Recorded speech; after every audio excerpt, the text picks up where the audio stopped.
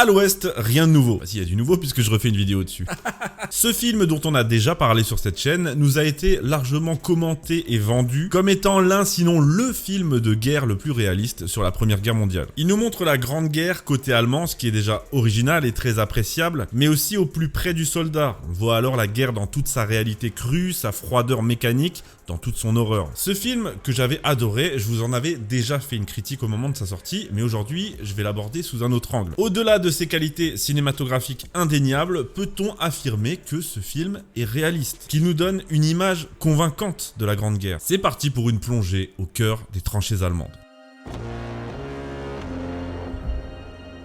À l'Ouest, rien de nouveau par Edward Berger, sorti en 2022 sur Netflix. C'est une adaptation du roman d'Erich Maria Remarque paru en 1929 et en plus de nous proposer un point de vue de soldat allemand sur la Grande Guerre, ça avait été une belle surprise de voir un film Netflix de cette qualité. Ah, on n'est pas habitué, non. On y suit l'histoire de Paul Baumer, 17 ans, qui s'engage avec ses jeunes camarades pour partir au front en 1917. Il s'engage plein d'enthousiasme et embrigadé par un patriotisme débridé, mais il va bien vite déchanter au contact de l'horreur de la guerre à l'heure où des milliers de soldats sont sacrifiés de part et d'autre pour quelques mètres de terrain, alors que l'Allemagne s'apprête à plier et qu'en haut lieu, état-major et dignitaires ont perdu toute notion de valeur de la vie humaine. Voilà pour le scénario. Celui du film en tout cas, puisque cette adaptation de 2022, qui est la troisième, diffère quelque peu du roman originel. Et d'ailleurs, pour ce qui est des différences avec l'œuvre originale, je vous mettrai des liens en description parce que ça n'est pas le propos de la vidéo. Le but de cette vidéo, parce que vous aurez déjà peut-être remarqué quelques énormités dans ce que je viens de dire, c'est justement de se pencher sur la crédibilité historique de ce film qu'on nous vend comme étant très réaliste. Le partenaire de cette vidéo, ou plutôt devrais-je dire celui qui régale à nouveau, c'est Emma, que je remercie doublement. Doublement pour cette sponsor, mais aussi pour m'avoir permis l'année dernière de drastiquement améliorer mon sommeil grâce à leurs matelas et accessoires. Ah, mon sommeil est passé à un niveau supérieur depuis. D'ailleurs, ça se voit, hein. Comme vous pouvez le constater, je n'ai plus aucune cerne. Emma, c'est donc le spécialiste du sommeil qui vous propose des matelas et accessoires haut de gamme, primés et reconnus. Vous avez le matelas original qui est adapté à tous et qui est le matelas le plus vendu en France en 2020 et 2021. Le matelas hybride 2 avec 5 zones de soutien. C'est le meilleur matelas testé en France en 2023. C'est celui sur lequel je dors et je peux vous confirmer que c'est validé. Emma, c'est aussi des accessoires comme les oreillers, nuages pour le moelleux et original pour le soutien avec la mousse à mémoire de forme. C'est aussi des couettes. Moi, j'avais pris la 4 saisons pour pouvoir faire toute l'année tranquille. Et dernièrement, j'ai pu tester leur linge de lit avec une mention spéciale pour la gamme gaze de coton qui est juste incroyable. Surtout quand vous regardez à l'Ouest, rien de nouveau. Je peux vous dire que votre petit cocon, vous l'appréciez.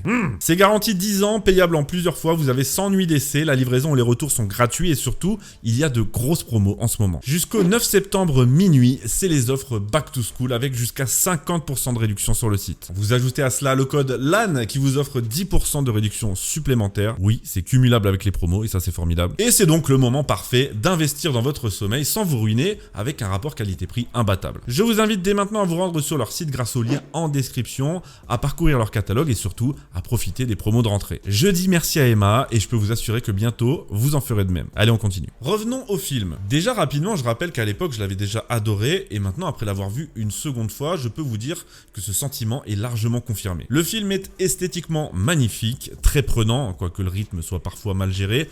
La photographie est superbe, le sentiment de réalisme est cru, la musique qui ne fait pas l'unanimité, mais moi je l'aime beaucoup et je trouve qu'elle lui donne toute son identité. Il y a des scènes magistrales, à commencer par la scène d'ouverture. La transition des scènes de nature, de calme, la forêt, cette renarde avec ses petits, puis soudain des paysages lunaires et dévastés avant d'entrer dans un enchaînement de plans séquences au plus près d'un assaut de tranchées et de la folie des hommes. Beaucoup de plans comme ça dans le film sur la nature, le calme, très contemplatif qui font un peu penser au cinéma de Sam Mendes, voire mieux de Terrence Malick avec notamment La Ligne Rouge. Les compositions sont très équilibrées, elles nous donnent des plans superbes, c'est pas pour rien que le film a eu l'Oscar de la meilleure photographie. Il en a eu 4 d'ailleurs, je les avais relevés. Décor et direction artistique totalement mérités.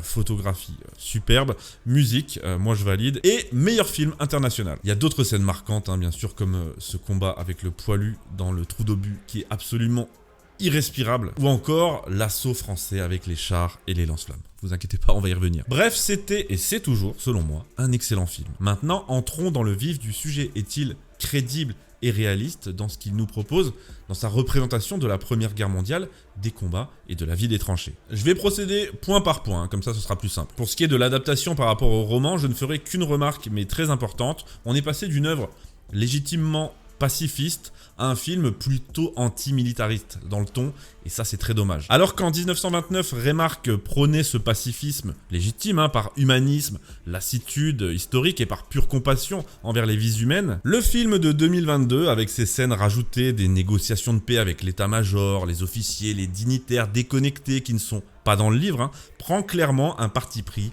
anti-militariste. Les officiers sont montrés comme étant de pures crapules sanguinaires. Ils mènent une vie de pacha, ils s'empiffrent de nourriture de luxe servie par des domestiques en plus, pendant que les soldats meurent au front dans l'indifférence totale. Ça peut se comprendre, c'est un débat qui existe d'un point de vue historique, je parle de la déconnexion état-major-soldat, mais là, c'est juste ridicule et le manichéisme est poussé à l'extrême. Les officiers nous sont présentés ni plus ni moins que comme de véritables seigneurs féodaux qui vivent dans le luxe et qui n'ont que faire de la vie de leurs pauvres sujets. La scène où, en pleine négociation d'armistice, le maréchal Foch se plaint qu'un croissant est de la veille, avec dédain en plus, c'est lamentable. Je rappelle que Foch a perdu son fils et son gendre au front. Je rappelle que s'il paraît froid et intransigeant lors de la signature de l'armistice, c'est qu'il avait toutes les raisons de l'être. À ce moment, on pouvait marcher sur Berlin, et au lieu de ça, on a fait signer l'armistice. Merci Clémenceau d'ailleurs, l'agent anglo-américain. Je m'en remettrai jamais de ça, je crois. L'offensive à outrance, c'était la doctrine de l'époque. Avec le recul, c'est terrible, mais à l'époque, c'était comme ça. Je rappelle aussi que l'absurdité de cette guerre de tranchées n'a été voulue ni d'un côté ni de l'autre.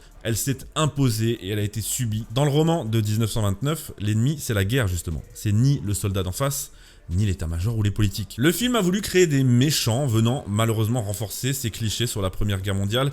Et là, je vous parle même pas du maréchal prussien, enfin du général prussien, fictif bien sûr. Alors là, on n'est même plus dans un Marvel. On est au-delà. C'est le docteur Robotnik, le mec, littéralement. Le mec veut faire la guerre pour faire la guerre.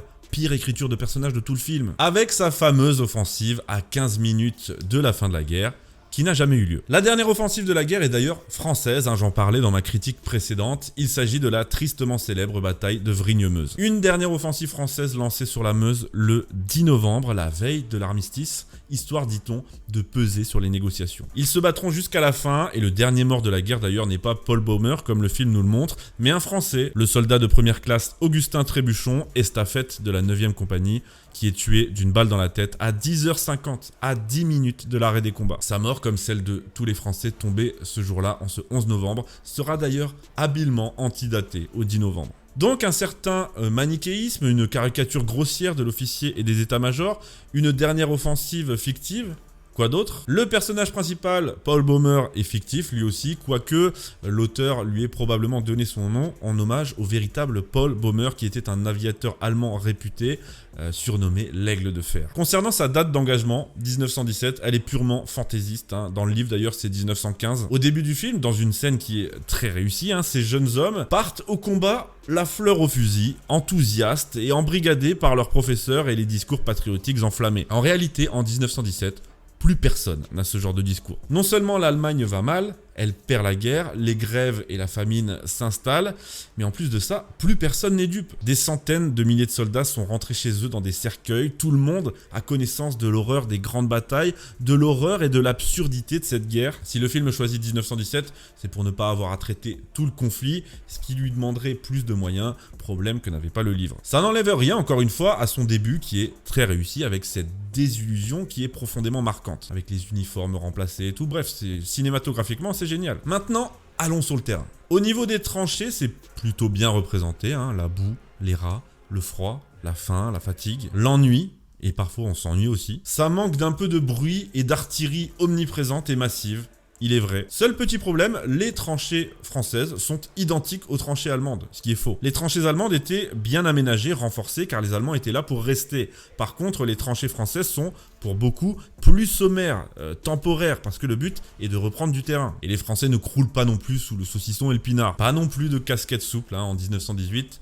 c'est le casque Adrien. Taille réelle celui-là. Hein. Dernier point, dans le film, on est en 1918, et en 1918, la guerre n'est plus aussi figée. On assiste alors à un retour de la guerre de mouvement avec de grandes offensives et de contre-offensives. Les combats au corps à corps sont nombreux dans le film, sans doute pour renforcer l'intensité et ce sentiment de sauvagerie. On voit beaucoup de couteaux, de pelles, de baïonnettes. Ça a été utilisé, oui, mais dans de très moindres proportions. Hein. Les combats au corps à corps étaient plutôt rares. L'utilisation des lance-flammes, alors ça nous donne une scène spectaculaire dans le film, mais absolument fantaisiste. Les Français avancent tranquillement, en ligne, hein, à découvert, en balançant des coups de lance-flammes par-ci par-là, comme si ça avait une portée et une efficacité conséquente. Premièrement, c'était surtout utilisé pour nettoyer les tranchées, donc pas en ligne comme ça. Et deuxièmement, c'était très rare et quasi exclusivement utilisé par les Allemands. Ils ont commencé à tester ça en 1915 lors de la terrible bataille de la butte de Vauquois.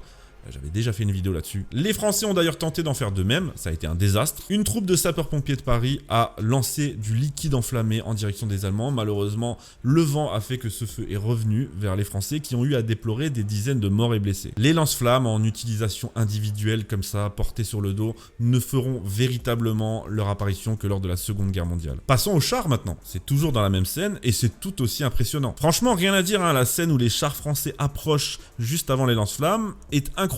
Les chars en question, ce sont des Saint-Chamond, plutôt bien reconstitués, à partir de chars BVP-1 tchécoslovaques. Donc c'est pas des vrais Saint-Chamond, mais l'effort a été fait, on peut le saluer. Si on veut être tatillon, on peut dire que les Saint-Chamond n'étaient pas si efficaces et qu'ils n'étaient quasiment plus utilisés en 1918, remplacés par les plus petits mais plus redoutables Renault FT. C'est sûr que les FT c'était visuellement moins impressionnant, c'est pour ça qu'on va pas chipoter. Et on va pas chipoter non plus sur le fait qu'ils n'étaient pas capables de franchir des tranchées comme on le voit dans le film. Et aussi, cette scène n'est pas dans le livre. On voit bien ici avec ces chars, ces lance-flammes et même ces avions que le réalisateur veut résumer en une scène le passage à la guerre moderne dans toute son horreur. Voilà, ça se comprend totalement. On note aussi que les Allemands sont terrifiés et surpris par cette attaque de chars, alors qu'ils en utilisaient aussi. Hein. D'ailleurs, et c'est aussi un petit problème, dans ce film, les Français ont tout, des avions, des chars, des lance-flammes, plus de nourriture, et le soldat allemand n'a que son courage. Alors c'est beau, mais c'est faux. Ce qu'on peut noter en revanche, petite précision, c'est que les Français ne sont pas du tout diabolisés dans ce film, ni même dans le livre. Les Français sont l'ennemi, mais pas du tout le grand méchant. Au contraire, ils sont montrés comme redoutables. C'est assez rare au cinéma pour être souligné, non? En tout cas, le film ne diabolise aucun des deux camps, encore moins le livre, je l'ai dit, l'ennemi, c'est la guerre. Dernier point pour finir, c'est pas très important, mais un peu quand même.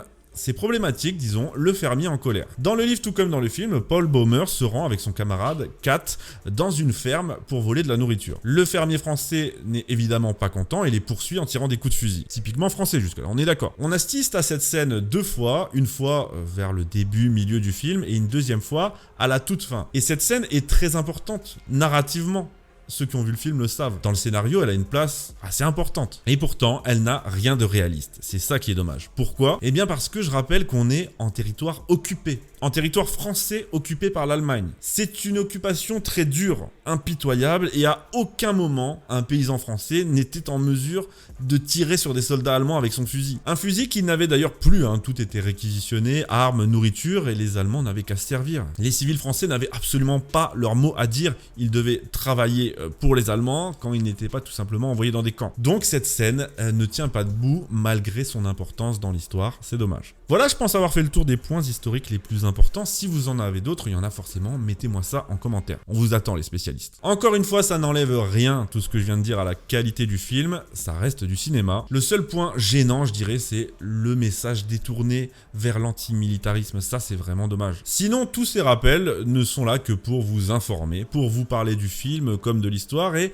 comme d'habitude, remettre les points sur les i de l'histoire. Oui, j'ai gardé cette expression. Et je le fais en toute bienveillance parce que ce film reste magistral malgré ses quelques défauts. Je vous invite vraiment à le voir si ça n'est pas déjà fait. Personnellement, je préfère le 1917 de Sam Mendes qui lui non plus ne fait pas l'unanimité, mais moi j'adore ce réalisateur et son style. J'en avais également fait une vidéo et d'ailleurs pour tout ce dont je vous parle et toutes les sources, je vous mets tout en description. En résumé, voilà, malgré quelques écarts et points à soulever, ça reste un excellent film de guerre et il mérite pleinement ses 4 Oscars. Merci encore à Emma qui a été le partenaire de cette vidéo. N'oubliez pas que ce sont les offres Back to School. Vous avez jusqu'à moins 50% sur leur site que vous pouvez cumuler avec le code LAN, moins 10%. Tout est en description. Merci de votre fidélité et de votre attention et à très bientôt.